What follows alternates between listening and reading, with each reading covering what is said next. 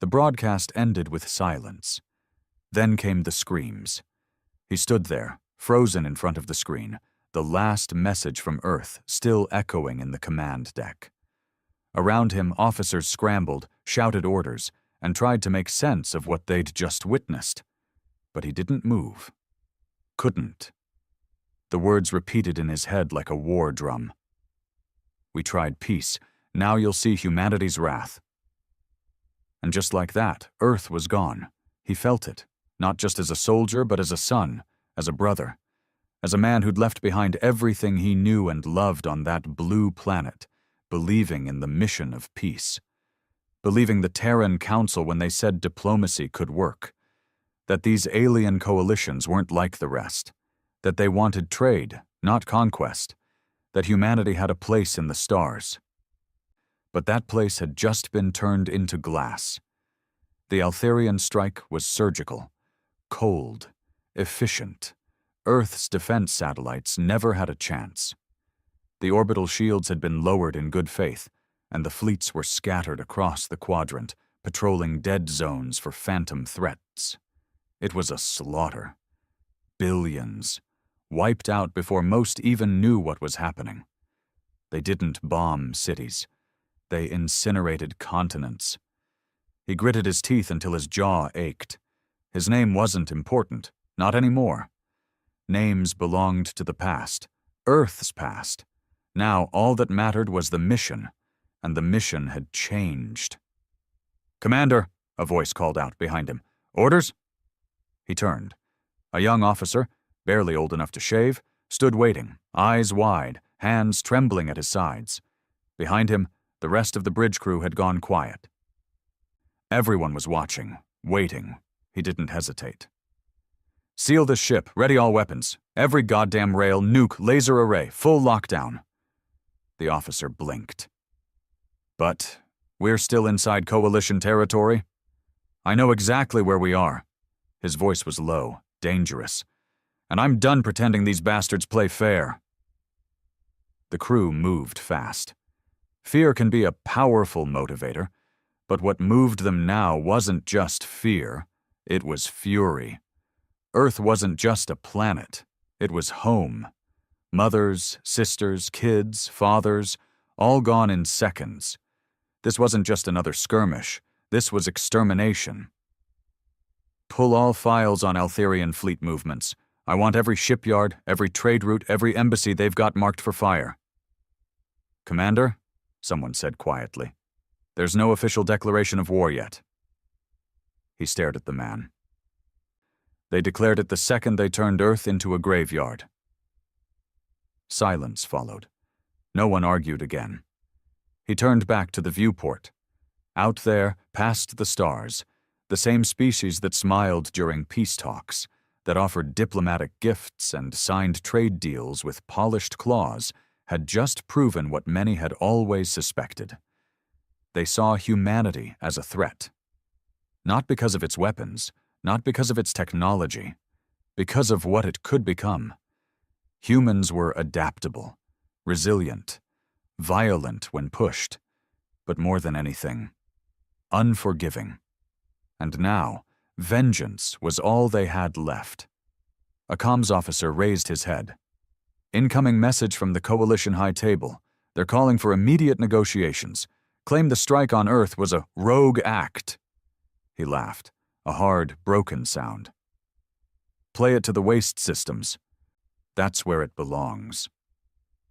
There were no more illusions of justice, no more begging for a seat at someone else's table.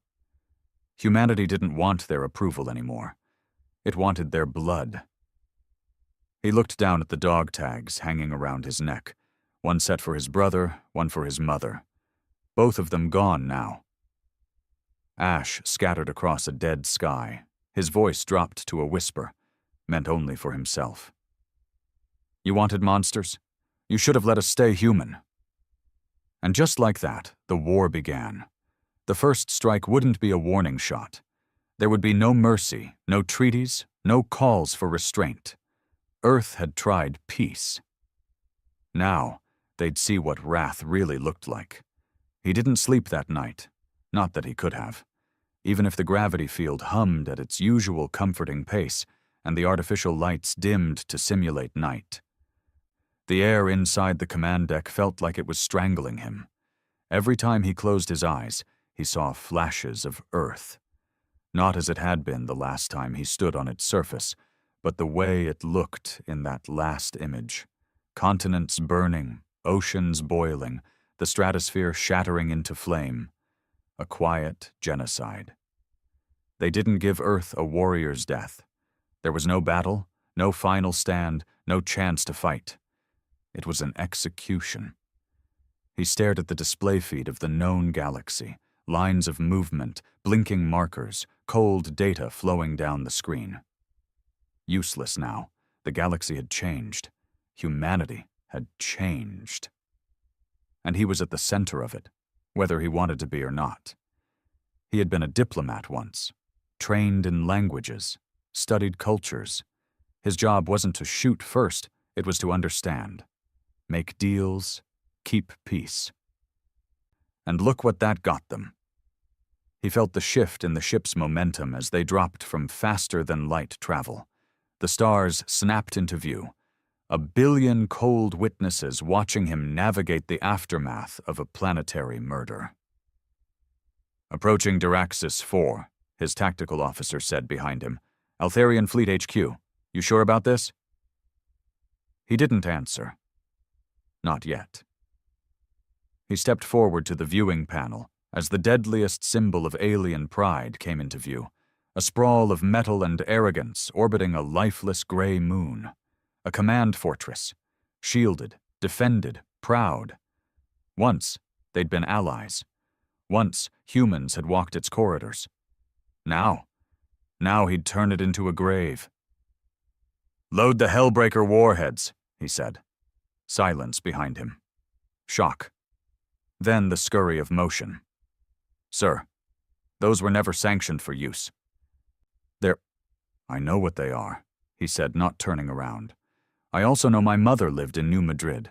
She didn't even know the sky was falling before she died. The silence deepened. Every man on that deck carried something now. A burned city, a lover's last call, a child they'd never see again. And sir, the officer said quietly, are we going public with this? He turned at that. The crew needed to see his face, see that he wasn't hiding behind grief, that he wasn't broken. No more whispers, he said.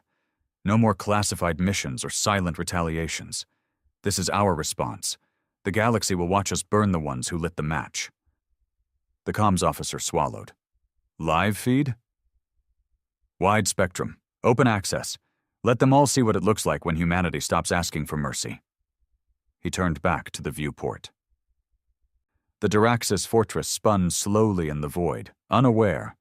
They'd underestimated humans for centuries, mocked their early tech, smiled politely while fencing them in, and when humans finally reached the stars, all they wanted was a seat at the table, but instead, they were fed lies, treated like pets, managed like a disease, and then executed like vermin, no more.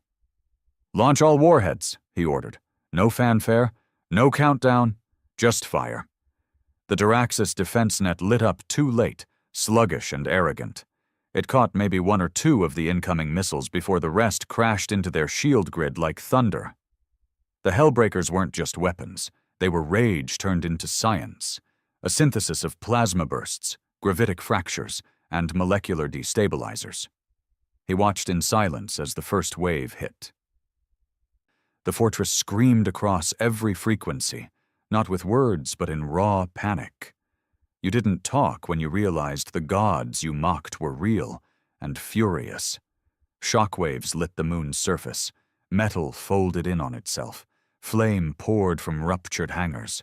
Fighters scrambled but had nowhere to go.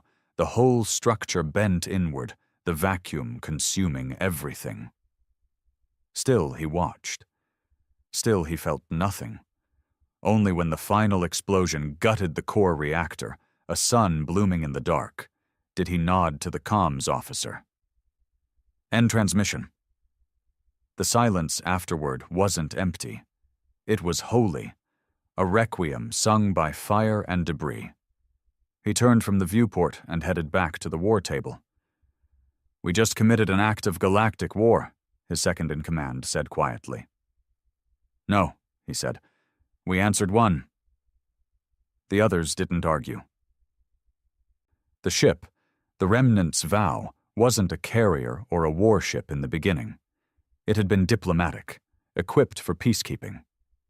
He remembered when they first walked its halls, humans and aliens both, debating tariffs and trade routes. Now those same halls were quiet. Every non-human ambassador had been jettisoned into the void 2 hours after Earth fell. Mercy had died with their planet. "Status report," he said. Tactical spoke first. "Fleet assets receiving signal. We've got independent ships pledging allegiance, a few Martian cruisers, some former outposts. Word's spreading." "Good," he said. "We won't win with politics. We win with numbers, chaos, relentless attacks. Hit them where it hurts, fast and loud." Logistics followed. "Supplies are thin. Most of our Earthside lines are gone. We'll have to start raiding." "We will," he said. "We take, just like they did."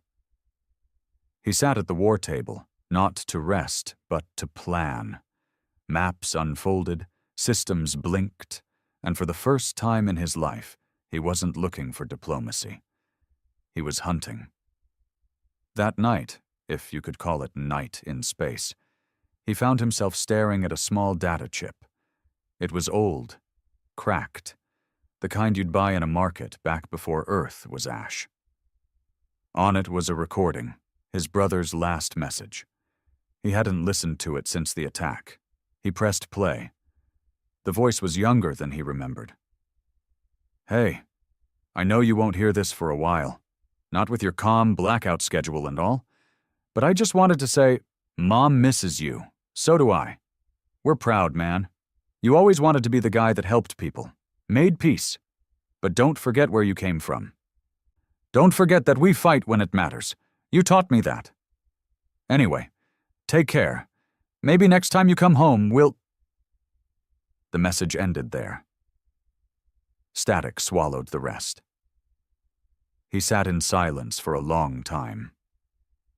Not a tear fell. Grief was a luxury he couldn't afford anymore. But rage was abundant. A quiet ping interrupted his thoughts. A private channel request. Untraceable, encrypted. He accepted. A face appeared, human, scarred, eyes cold. "Didn't think I'd hear from you," the man said. "Didn't think I'd need you," he replied. The other man grunted. "You just made half the galaxy soil themselves. The Diraxis hit was messy." "Good," he said. "I need mess." The man smirked. "Well, hell, if the Golden Boy's gone dark, maybe it's time we all stopped pretending peace is still on the table." He leaned forward. "I'm building something. Not an army. A reckoning. You in?" The man didn't hesitate. "I've been waiting for this day." The feed cut. He stood up and looked at his reflection in the viewport, barely recognizing the man looking back. This wasn't the diplomat. This wasn't the son. This wasn't the officer who believed peace would save them. This was something new, something forged in flame and betrayal. He walked to the main deck. "Set course for the Hallery Nebula. Their supply convoys run through it. We'll intercept, destroy, and leave one survivor to carry the message." Tactical nodded. "What message, Commander?" He didn't even blink. Humanity's not begging anymore. The Hallery Nebula was chaos wrapped in fog. Even before the war, most ships avoided it unless they had no other choice. Navigation systems got scrambled inside the dense plasma clouds, and solar storms flared like mood swings from a vengeful god. Smugglers, pirates, and scavengers called it home. Now, it was the first battleground in what would become the most personal war the galaxy had ever seen. The Remnant's Vow drifted like a ghost at the edge of the nebula, sensors running silent. On board, the tension simmered beneath every breath, every footstep. They weren't a military crew, not in the traditional sense. Most were former engineers, diplomats, freighter captains, and deserters. But loss had changed them. Grief was a better recruiter than any flag. He stood on the observation deck, watching the swirling blue clouds pulse outside like the last breath of a dying god. They were waiting for a Hilari convoy. Supplies, medical transports, communications fuel. The kind of lifeline you sever when you want a civilization to bleed. "Still nothing on long range," said Arlen, his tactical officer. "But we picked up a short-range ping. Could be a scout ship." He nodded. "Good. Let them spot us." Arlen frowned. "You want them to alert the rest of the convoy?" "I want them to think they have a chance." The vow had been modified in the past 6 days. Retrofitted, brutalized, weaponized. Civilian systems stripped for war, repurposed by men who had nothing left to lose. The ship had teeth now, and he intended to bite. He walked into the command deck, silent as always. No need for shouting here. Everyone was focused. Every man and woman on board was driven by the same thing: vengeance. "Status?" he asked. "Scout ship just made visual," said Arlen. "They've turned tail. Probably broadcasting coordinates." He nodded. "And now, 4 ships dropping out of FTL, heavy freighters, 2 escort corvettes." Perfect. He leaned over the control panel and tapped a few commands. The plasma fog thickened outside. It wasn't natural. They'd dropped cloud-seeding drones the moment they entered the nebula. Artificial interference, jamming frequencies, trapping prey. "Let them come in," he said. The others watched him. Even Arlen gave a half-worried glance, but no one disobeyed. 5 minutes passed, then 10. The ships entered formation. Standard escort pattern, 2 flanking corvettes with the freighters tucked between them. Cautious, predictable. He hated how much they still thought humans were predictable. "Now," he said quietly. The vow roared to life. Its hidden cannons blasted out from beneath disguised panels. EMP bursts blanketed the freighter comms. Plasma charges fried the escort corvette on the left before it even knew it was under attack. The second corvette tried to pivot, but the debris from the first blocked its turn. In seconds, both were spinning wrecks. The freighters panicked. They tried to scatter. He didn't let them. The vow surged forward like a predator breaking the surface, spewing fire. It rammed the lead freighter broadside, slicing it open with forward blades meant for mining, now used for gutting. Screams crackled through intercepted comms. "Please, this is a civilian transport. We're not—" He cut the channel. He remembered Earth's last messages too well. Begging hadn't saved them. "Destroy the second freighter," he said. "Disable the third." The order was followed instantly. The second ship vanished into a white explosion. The third was dead in space, its engines shot out, hull scarred. They boarded it 5 minutes later. He led the strike team himself. He wasn't the kind of leader who sat back and pointed at screens. Not anymore. He needed to be inside it, to feel the weight of war on his boots, to see the fear in their eyes, and remind himself why this had to be done. The halls of the freighter were narrow and reeking of oil and fear. The crew were Hilari, long-limbed, gilled, with skin that shimmered like oil under light. They were a merchant species, proud of their neutrality, proud of their deals with Earth before the betrayal. He didn't care. They'd signed contracts with the Altharian coalition. They'd continued supplying them even after Earth fell. They profited off humanity's ashes. No one was neutral anymore. One of the crew tried to speak, his translator garbled and glitching. "Don't," he said flatly. He raised his weapon and fired. Not out of rage, out of message. There would be no deals now, no bartering, only reckoning. They took only one prisoner, the freighter captain. Pale, shaking, stuttering. What do you want?"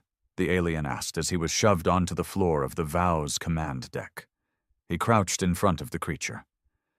"I want you to go back and tell your masters something." He leaned in close.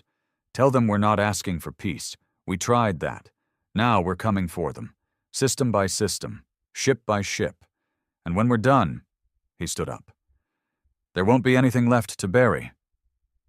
He ordered the captain tossed into a pod and jettisoned back toward Coalition space, alive, bleeding, and terrified. That was the point. He turned to the others. "Burn the freighter." Some hesitated. "Sir, it's just a cargo hauler." He looked over his shoulder. Just once, and that was enough. The ship was incinerated 10 minutes later. He watched the flames drift through space like petals on black water. Later, in the quiet of his quarters, he stared at the list.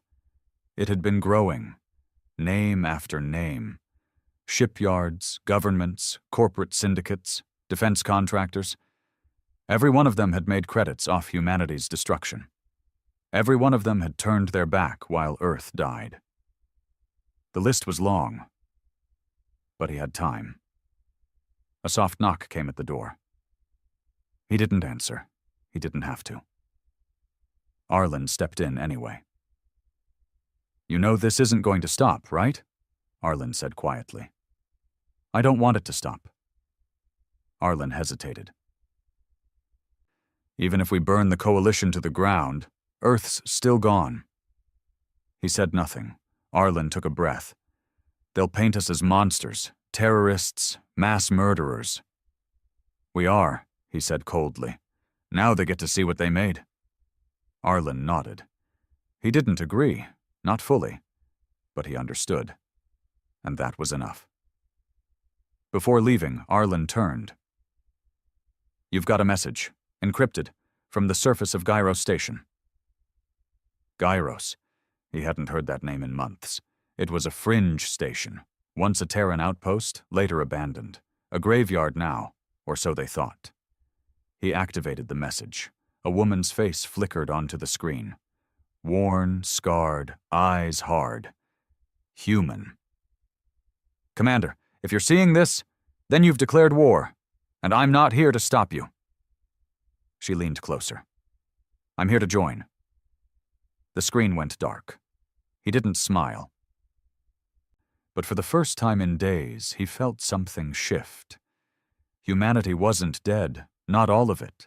The spark had survived, scattered across ships, hiding in asteroid belts, buried in fringe stations, survivors, fighters, and now they were waking up. The message from Gyros Station was spreading like fire through dry leaves. Within hours of decoding the signal, 2 more independent fleets pinged their location to the Remnant's Vow. One was a Martian rebel flotilla, long thought lost. The other, a civilian freighter group turned pirate after watching the Altherian blockade cut off every exit from the Kuros system. Both fleets bore the same scars, the same rage, the same desperation, and both now flew under one banner: vengeance. He stood in the strategy chamber, a holographic projection of the galaxy spinning slowly before him. Every red marker blinked like an open wound. Every system they'd burned, every convoy they'd destroyed, every signal of retribution. More would come. Arlen paced behind him, arms crossed. "This is bigger than us now." He didn't turn. "It was always bigger than us." "No," Arlen said sharply. "Before, it was about revenge, justice. Now, we're building an army. And the galaxy needs to see what that army looks like when it remembers what it is." Arlen hesitated. "They're not all like the Altherian." He finally turned. "They were there, Arlen, at the summit, watching, listening. Not one of them stood when Earth called for help." The room went still. Arlen looked away, lips pressed tight. He didn't say it, but they both remembered that day. the transmission from Earth's surface during the first orbital strikes. The Terran ambassador's voice, shaking as he begged the coalition to send aid, activate the Mutual Defense Pact, do something. They did nothing, because Earth wasn't useful anymore. It had given what they wanted: minerals, labor, bodies for border patrols. And now it was just another inconvenient species to dispose of. Fine, let them see how inconvenient humans could be when cornered. "Bring up the gyros transmission again," he said. The screen flared. The woman's face returned. Rough features, one eye damaged, hair tied back like she had cut it with a combat knife. "My name is Thorn," she said. "If you're watching this, then you're not dead. Yet. That's a good start." He narrowed his eyes. The name rang a bell. Not military, not government. Underground. I used to smuggle medicine through coalition checkpoints until they raided our camps, called us insurgents, and burned half the colony. She took a breath. "I've got ships, I've got bodies, I've got tech they thought they buried with Earth." Her eyes bored into the screen. "You want a war? I've got one." The message ended. He tapped the console. "Send a response. Secure channel. Tell her I'm coming." Arlen blinked. "You're going to Gyros yourself?" "Yes." "You know that station's not stable. No law, no loyalty. That's where humans thrive." He left the chamber before anyone could argue. The trip to Gyros took 12 hours. He made it alone, in a stripped-down stealth runner nicknamed Scythe. No entourage, no fleet, just him, and the weight of Earth on his shoulders. He landed in the outer docks, rusted, scorched, barely holding atmosphere. Gyros was a skeleton of its old self. Broken rails. Lights that flickered like dying stars. The last time he'd been here, years ago, it was a research station turned refugee hub. Now, it was a nest for ghosts. The air reeked of plasma residue and unwashed bodies. As he stepped off the ship, 3 figures in scavenged armor approached. No insignias, no clear chain of command, just eyes that watched too closely. "You the commander?" the lead asked. He said nothing. That was answer enough. They walked him through tight halls, past half-functioning defense drones and patched-up bullet holes. Here, every face told the same story. Survivors, barely. Wounds that had never healed. People who had no side until someone gave them one. They reached a wide chamber lit by a ceiling panel that sparked with each heartbeat. Thorn stood in the center. She looked older in person. Or maybe just tired. "You didn't bring an army," she said. "You didn't either," he replied. They stood there for a moment, no weapons drawn, no guards intervening. Just 2 remnants of a broken race, staring at each other. "You really killed the Diraxis fleet?" she asked. "Yes." "You broadcast it live?" He nodded. She gave a faint smile. "Damn." She motioned to a battered table, scattered with maps and fragments of old coalition documents. "You want help? I want payback. That makes us allies." He sat. She didn't offer pleasantries. That wasn't how this worked anymore. "I've got 6 ships, all jury-rigged, 2 barely holding atmosphere. I've got engineers, former miners, maybe 24 ex-military types. No one follows orders." "Good," he said. "I don't give many." She raised a brow. "You're not what I expected." "I was a diplomat." She laughed. Dry and bitter. Hell of a career change. He glanced over the table. Gyros was a strategic nightmare, too close to several disputed trade routes, crawling with mercenaries, no reliable defenses. But it was also a symbol, a place the coalition had written off. Another reminder that humanity was meant to fade quietly. "You want to do more than survive," he said. "You want to make noise." "Surviving got us nowhere," she replied. "The galaxy ignored us when we were polite." He nodded. Then let's be loud. The raid on Solaris Depot came 3 days later. It was an outpost deep in neutral space, supposedly off-limits to all conflict, but everyone knew the Altherian used it to move fuel and weapons to their border patrols. They hid behind diplomacy, cloaked their shipments in humanitarian codes. He didn't care. The strike was fast. The Remnant's Vow dropped from orbit with the stealth fleet behind it. Thorn's ships emerged from the shadow of a nearby moon, engines roaring. The outpost tried to hail them, claimed neutrality, offered a diplomatic discussion. He gave one order: crush them. Thorn's crew planted explosives inside the depot's comm towers. The Vow opened fire on their shield grid, melting it to slag. Within 12 minutes, the station was burning. They took all the supplies, left the officers bound in emergency pods, unharmed but not unshaken. The message was clear. No more pretending. No more hiding behind technicalities. If you fed the Altherian, you were part of their war. They returned to Geiros with enough fuel to power a fleet for a month. And something more valuable: transmissions, encrypted logs. Proof that Solaris had been used to coordinate the Earth strike months before it happened. Thorn handed him the file personally. This isn't just about revenge anymore. He opened the file. Dozens of Altherian communiques, coalition signatures, plans, and there, buried inside, was something that stopped him cold. A name. Not one of the Altherian. Human. He reread it. Twice. 3 times. You recognize it? Thorn asked. He nodded slowly. Yes, he said. She was one of ours, one of the diplomats. Thorn narrowed her eyes. She helped them plan it? He couldn't speak.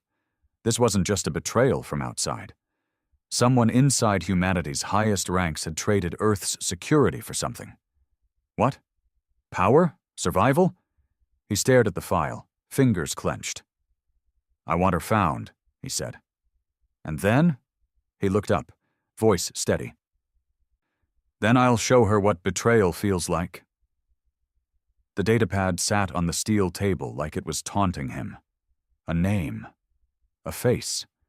A file filled with lies wrapped in clean formatting and bureaucratic language. Everything about it felt cold, mechanical, efficient, just like her. Her name was Admiral Ryan Calder. She had once represented Earth in the Terran diplomatic fleet.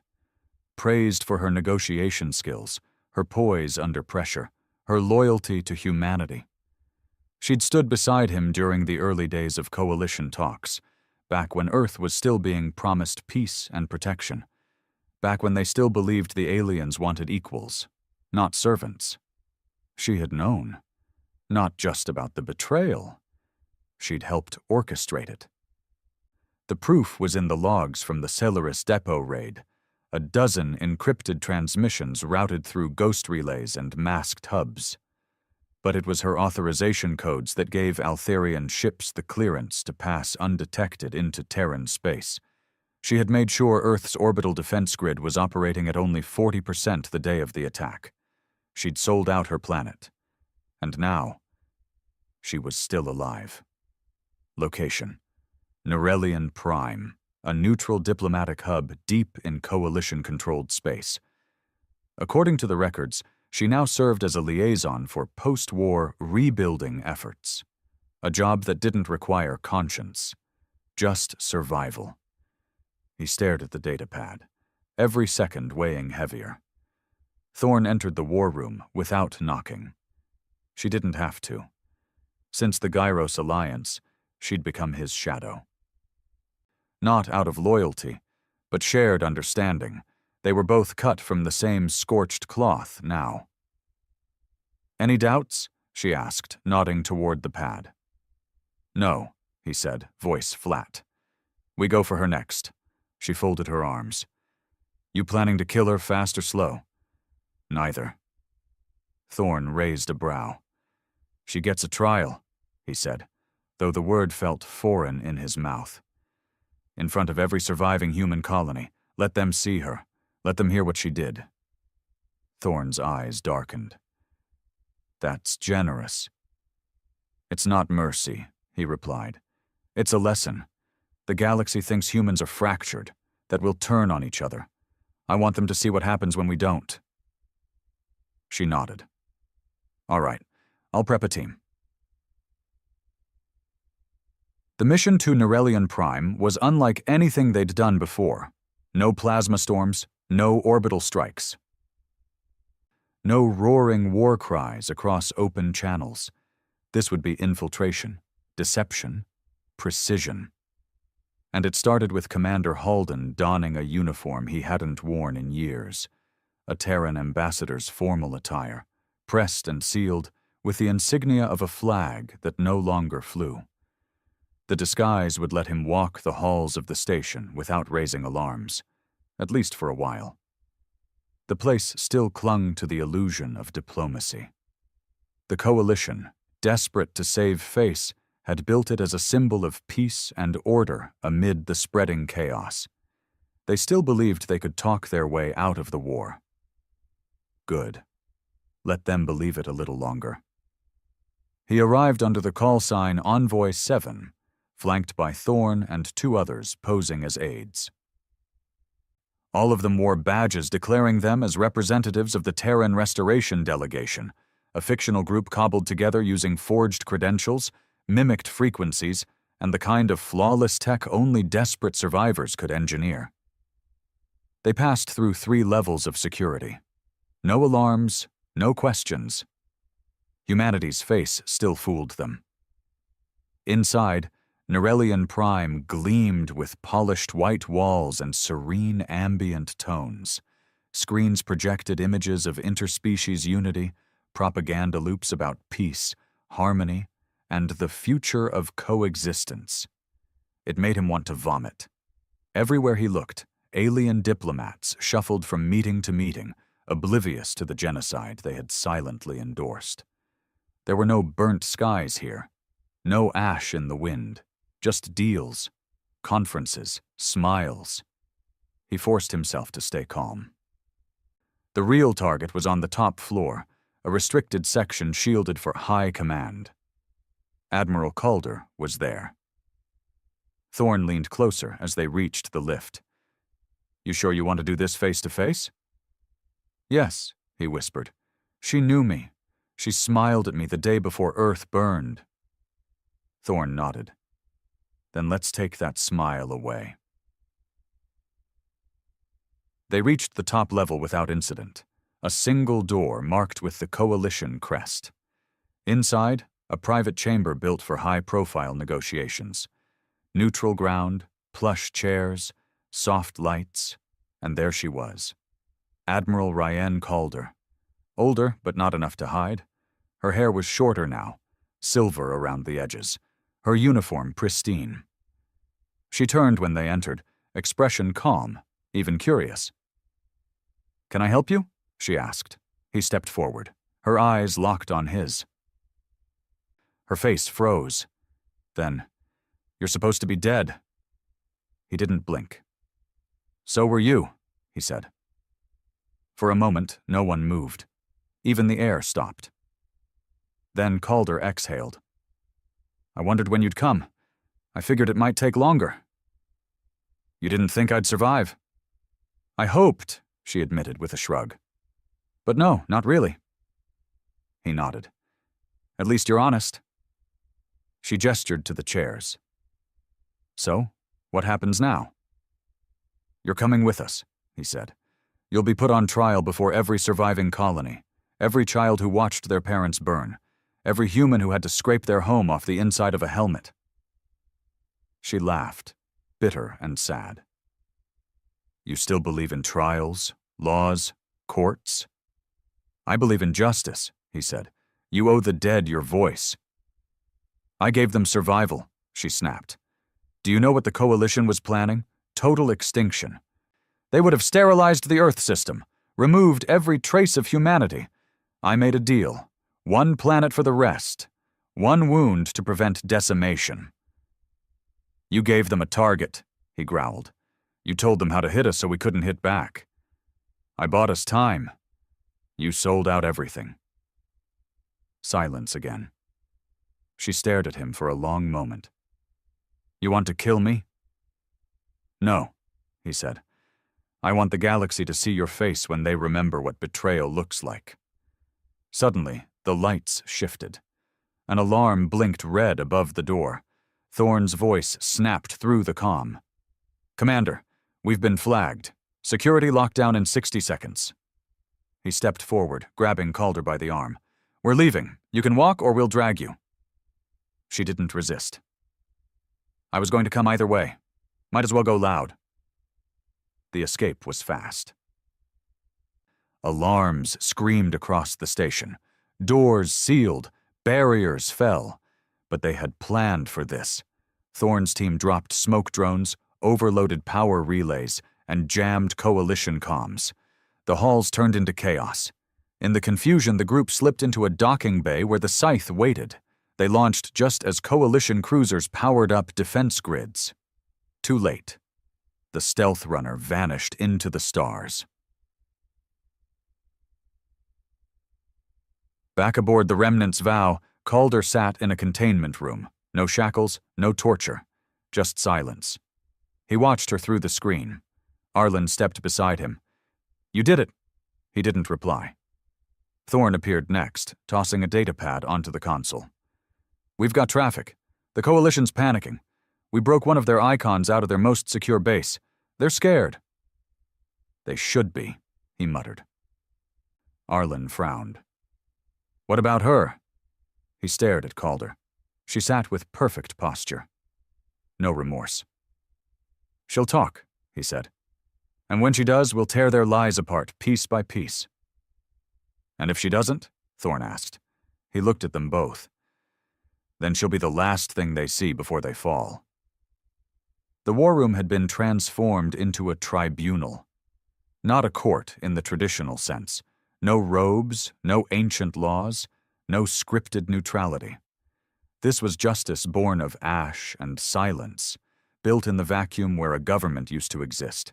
It had no borders, no alliances, no official jurisdiction, just pain and survivors, and a hunger for truth.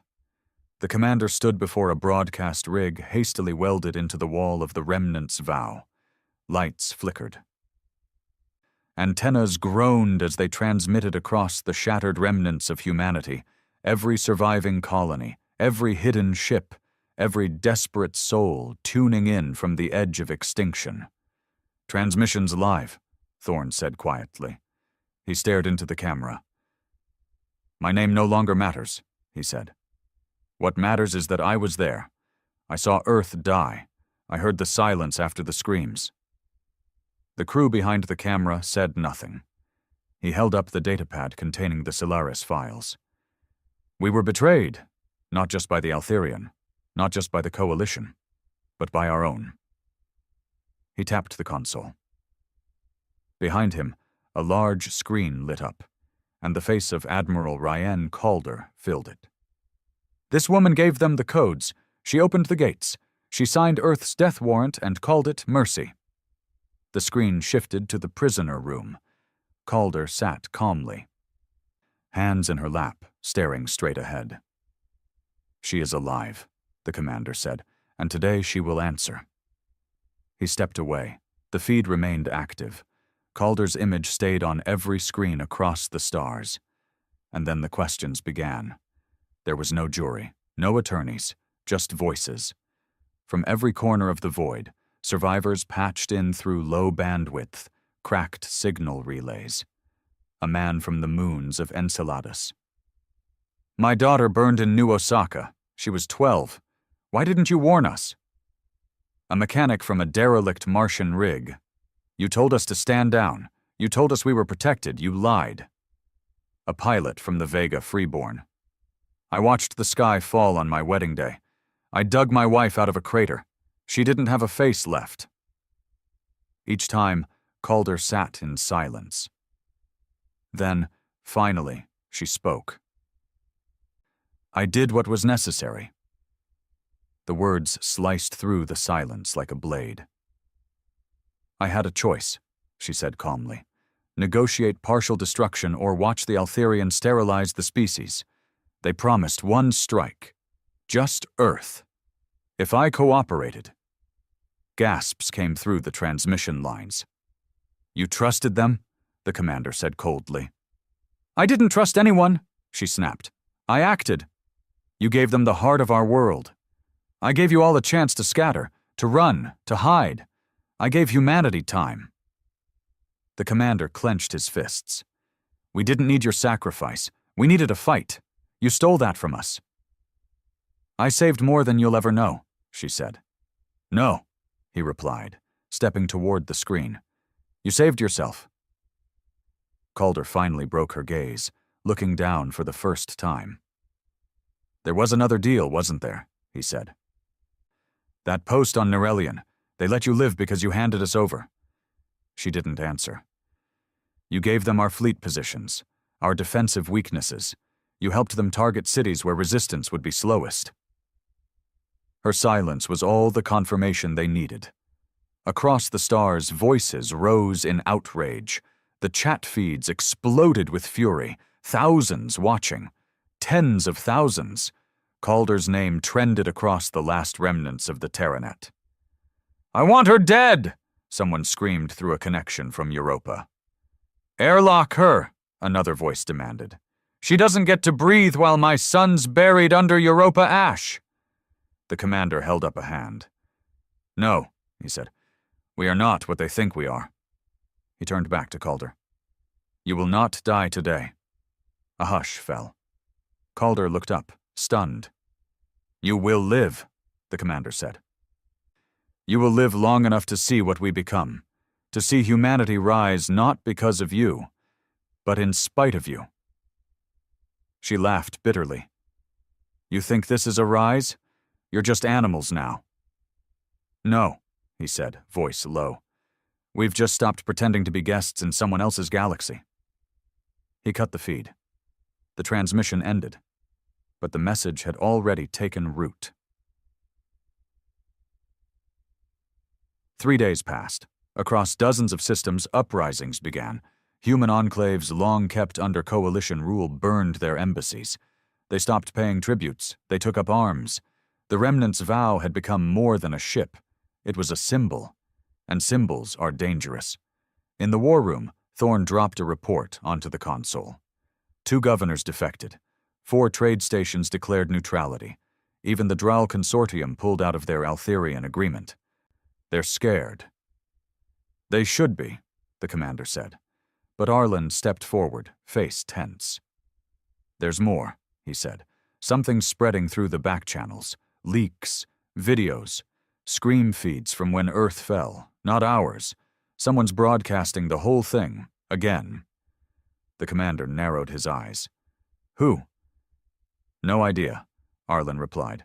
"But they're calling themselves the Dustborn." He turned sharply. "That's one of our old ops phrases. Only our people would know that term." "Exactly," Arlen said. "Whoever they are, they were part of us. And now they're taking it public." Thorne looked up. "You think they're trying to recruit more?" "No," the commander said. "They're not recruiting. They're reminding." He walked to the map table. The red markers were spreading. But now green markers blinked too. Resistance cells. Sympathetic colonies. Secret arms caches activating after years of silence. The war was no longer a retaliation. It was becoming a revolution. "Find them," he said. "This Dustborn group. If they're with us, we coordinate. If not, we neutralize them before they spiral out of control." Thorne leaned closer. "You're worried they'll go too far?" "I'm worried they won't go far enough."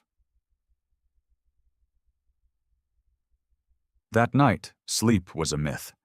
He stood alone on the outer observation deck, watching the stars drift in silence.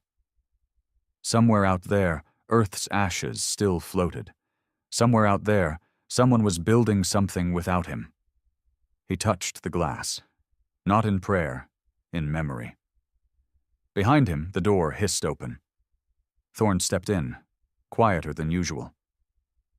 "You did the right thing," she said. "By letting her live?" She nodded. "She wanted to die." "You robbed her of that. That's better than any bullet." He nodded once, but she saw it.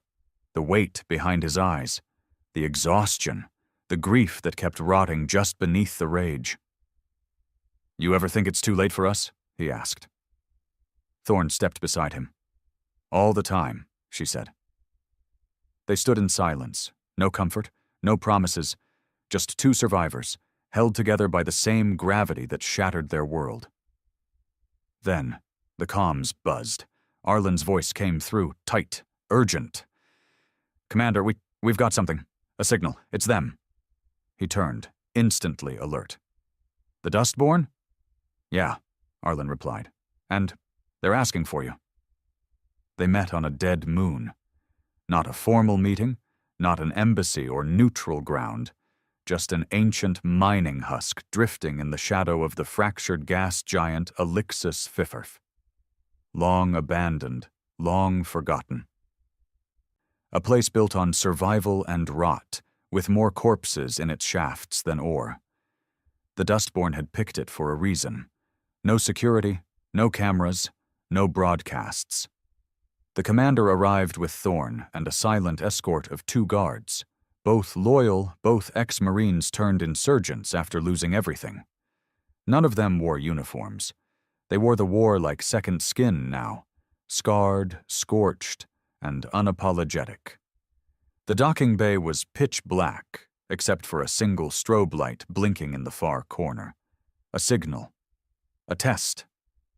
He walked straight into it. No hesitation. This wasn't arrogance. It was a message. "We're not afraid of shadows anymore." They passed through narrow corridors, steel walls stained with rust and oil. Signs of habitation were subtle. Discarded rations, heat readings in distant vents, silent drones tracking their every move. Finally, a voice crackled through a speaker embedded in the wall. "Stop." They obeyed. From the shadows ahead, 5 figures emerged. They wore no insignia, no rank.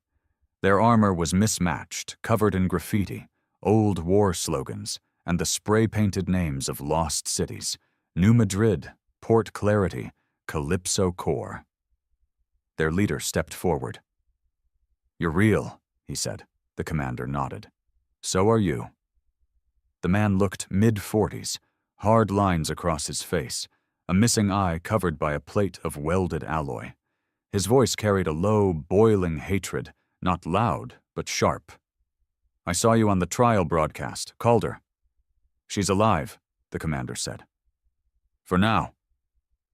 The Dustborn leader nodded slowly. "That was brave." "No," the commander replied. "It was necessary." Silence settled between them. Then the leader stepped aside. "Come. There's someone else you need to meet."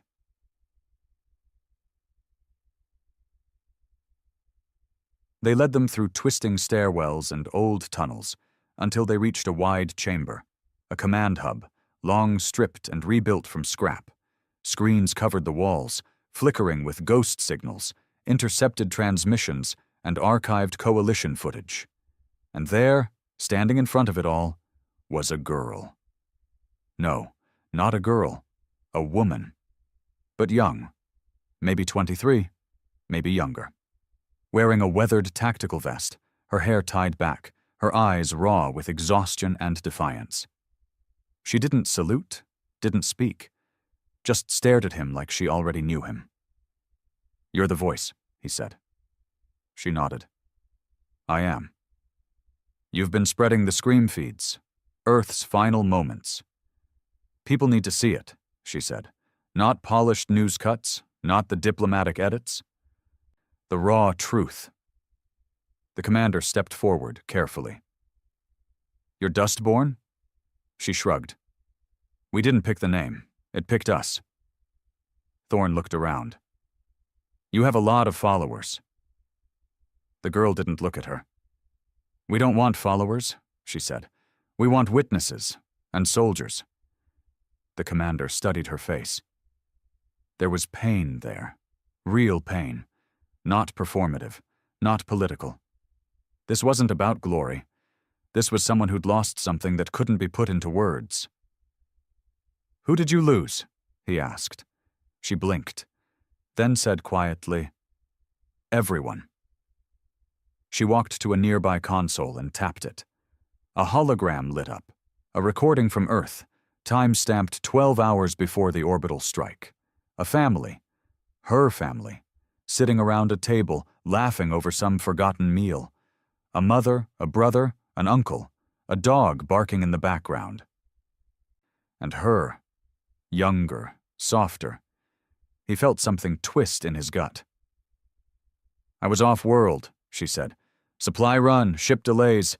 I came back 2 days later, and there was nothing." The feed ended. She turned to him. "You said we weren't monsters, that we wouldn't become like them." "I meant it," he said. "But what if it's too late for that?" she asked. He frowned. She stepped closer. "You've seen what they've done, what they're still doing. You know they won't stop, not unless we erase them." "We're already fighting," Thorne said. "No," the girl snapped. "You're still targeted, still controlled. You're choosing your strikes. That's mercy they didn't show us." The Dustborn leader nodded in agreement. "We want full-scale retaliation. Not just their military, their trade centers, their culture hubs, their homes." The commander's jaw tightened. "You want to bomb civilians?" "They bombed ours," the girl shot back. "You think this war ends with a handshake? You think they'll ever see us as equals after what they did?" "I don't care how they see us," he said. "I care what we become." She stepped even closer, eyes burning. "We already became it, Commander. We became what we needed to survive. And now you want to tame it?" "I want to guide it." She shook her head. "Then you'll lose it." She turned away, tapping another panel. Dozens of red targets lit up across the galaxy. Not military installations, not convoys, cities, refugee colonies, cultural landmarks. They'd already marked them, already planned strikes. His blood went cold. "You haven't hit them yet," he said. "No," she said, "but we're close, and now you have a choice." He took a step forward. "You launch those strikes, and you'll be everything they say we are." "We already are," she whispered. "You just can't admit it." Back aboard the Remnant's Vow, the mood was heavy. He stood in the debrief chamber staring at the list of Dustborn targets. Each one would spread terror through the coalition, but they'd also kill thousands who had nothing to do with the war. Arlen leaned against the wall. "She's not wrong, you know. They started it. We finish it, not repeat it." Thorne crossed her arms. "Then what? Let them bomb us again in 50 years? Let another Calder rise and make a deal in the shadows?" "No," the commander said. "We strike their power, not their people." "You still believe in people, huh?" Thorne muttered. He looked up. "Yes, because if I stop, I become them." Silence. Then Arlen spoke quietly. "They said they'd wait 2 days. If we didn't support them, they'd go without us." He nodded. "Then we have 2 days." "To do what?" He stared at the screen. "To stop them." The next 40 hours were a blur. The commander ordered every signal trace analyzed, every Dustborn broadcast tracked, every ship movement mapped. He didn't sleep, didn't eat. The war had taken everything. Now it demanded his soul, too. Finally, they found it. The Dustborn flagship, a refitted freighter called the Vigil, hiding in the storm belt of the Sarenth Drift. Big enough to carry nukes, fast enough to strike hard and vanish. The commander stood on the bridge of the Remnant's Vow, eyes hard. "Intercept course," he ordered. "We stop this. Now."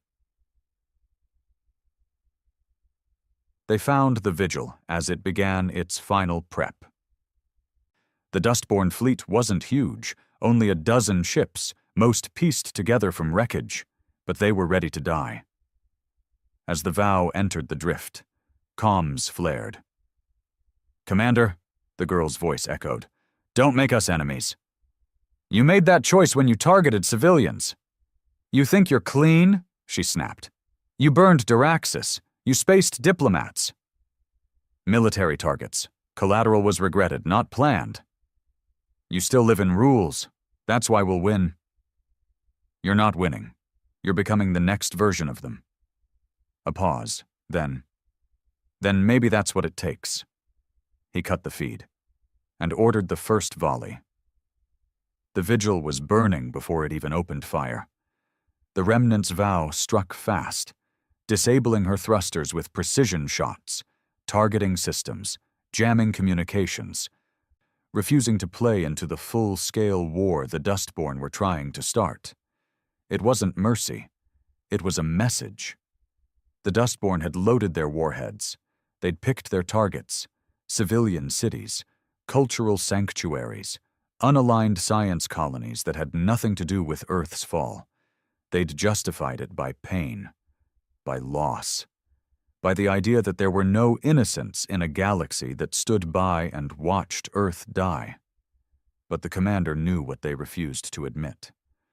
Once you accept the death of civilians as collateral, once you call slaughter a strategy, you don't become the savior.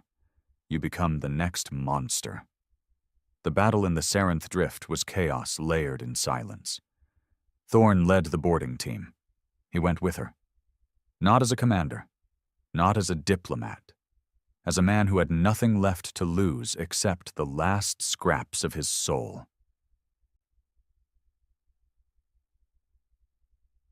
They stormed the Vigil's main hangar under thick magnetic shielding. Dustborn fighters engaged with desperation, not discipline. These weren't trained soldiers. They were survivors who had taught themselves to kill because no one else protected them. But the Vow's team was surgical. No wasted shots, no unnecessary kills. That mattered to him. They fought through the corridors like ghosts moving through the veins of a dying giant. Explosions rocked the walls. The ship moaned with pressure warnings. And at the heart of it all, in the bridge, she waited. The girl. The voice of the Dustborn. She didn't run, didn't even reach for a weapon, just stood in front of the command console, eyes glowing with something between fury and grief. "You shouldn't have come," she said. He stepped in, breathing heavy, armor scorched. A cut bleeding down his cheek. "You gave me no choice." She nodded slowly. "I never wanted to be your enemy," she said. "You spoke for us when no one else did. But then you flinched. You chose the moral road while the rest of us crawled through ash." "I chose humanity," he said. "You chose vengeance." "No," she snapped. "I chose memory. I remembered what they did, and I chose to make them feel it." She reached for a control on the panel. He raised his weapon. "Don't." Her hand paused over the trigger. "They need to know," she whispered. "They do know," he said. "They saw Earth burn. They heard our cries. But this, you think wiping out thousands of innocent lives will bring justice? It won't bring them back," she whispered. "But maybe it will stop the next betrayal." "You're wrong," he said. "This is how it starts again. With us." Silence. Then, for the first time, her voice cracked. "You don't get it. I had to watch the aftermath. I walked through the ruins. I picked up pieces of my mother's arm. Do you know what that smells like?" He lowered the gun, just slightly. "I do." Her lip trembled. "And you still think they deserve to live?" "No," he said. "I think we deserve to live, as more than weapons." She stared at him for a long time, then said, "They'll never respect us." "They don't have to," he said, "but they will fear what we stand for. If we destroy them for no reason, we become a threat. If we destroy their systems, their weapons, their lies, we become a force, and they'll never forget us again. She closed her eyes and stepped back from the console. He moved forward and deactivated the strike sequence. One button. That's all it would have taken to turn Earth's survivors into monsters. He turned to her. You'll answer for what you tried to do. She nodded. I know. They brought her back in restraints. Some dustborn fought to the end. Others surrendered. Some wept when they saw what nearly happened. The war wasn't over, but something deeper had been avoided. A line had not been crossed. Not that day. Weeks passed. The Remnant's vow became more than a warship. It became the base of the human coalition, a new, unaligned force of colonies and survivors who refused to belong to anyone else again. Not the Altharian, not the old Terran Council, not the ghosts of diplomacy. They were not begging anymore. They were building. Thorne sat at the war table, sorting through transmissions. New pledges coming in daily? Even non-human species. He raised a brow. She shrugged. Turns out even the coalition has defectors. They hated the extermination as much as we did. Good, he said. They'll need to learn to bleed with us if they want peace. She looked up. You think peace is possible again? He didn't answer right away. Then, not soon, not cheap, but yes. She nodded once. And the girl? She's in custody. Trial is scheduled. You going to speak at it? He thought about it. About the moment in the Vigil's bridge. About the pain in her voice. The desperation. The way grief had hardened into hatred, just like it almost had in him. I might, he said. Not to defend her, but to explain how we got this close. Thorne leaned back, watching him. You ever think about what you used to be? She asked. He looked at her. I remember. Every day. Do you miss it? He took a breath. No, I miss the illusion of it, but now I know what's real. She nodded. Outside, the stars blinked. Not quiet anymore, not passive. Now, when other species saw Earth's flag, scorched, redesigned, stitched from ruin, they didn't see weakness. They saw the price of betrayal. They saw humanity's wrath. But they also saw something else. Survival. Resilience. A race that had every reason to become monsters, and chose not to. That night, the commander returned to his quarters.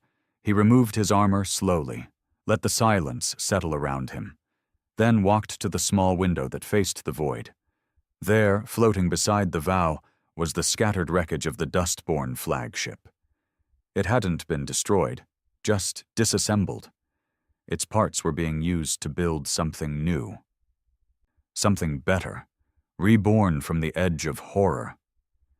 He reached into a drawer and pulled out an old photo. His brother. His mother. A sky in the background that no longer existed.